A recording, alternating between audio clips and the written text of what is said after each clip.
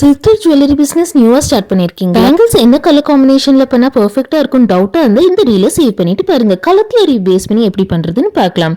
So red colour kundan stones வச்சு தான் ஃபுல்லாமே பேங்கிள்ஸ் டிசைன் பண்ண போறீங்கன்னா ஸோ பேங்கிள் பேஸுக்கு என்ன கலர்ஸ் கொடுக்கலாம்னு பார்க்கலாம்.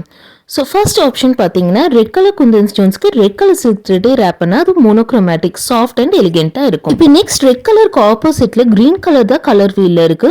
ஸோ அந்த மாதிரி ரெட் கலர் குந்தன் ஸ்டோன்ஸ்க்கு கிரீன் கலர் சில்க் த்ரெட் வந்து பேங்கிள் பேஸ்க்கு ரேப் பண்ணோம்னா அது வந்து காம்ப்ளிமெண்ட்ரி, ரொம்பவே போல்ட் அண்ட் அட்டென்ஷன் கிராபிங்கா இருக்கும். ரெட் கலர் ஆப்போசிட் இருக்க கிரீன் கலருக்கு இருக்க சைட்ஸ், அதாவது light blue or light green தான் சில்க் த்ரெட்டா ரேப் பண்ணிட்டு ரெட் கலர் குந்தன் ஸ்டோன்ஸ் வச்சு டிசைன் பண்ணா அது ஸ்பிளிட் காம்ப்ளிமெண்ட்ரி, ரொம்பவே சட்டில் அண்ட் டைனமிக்கா இருக்கும்.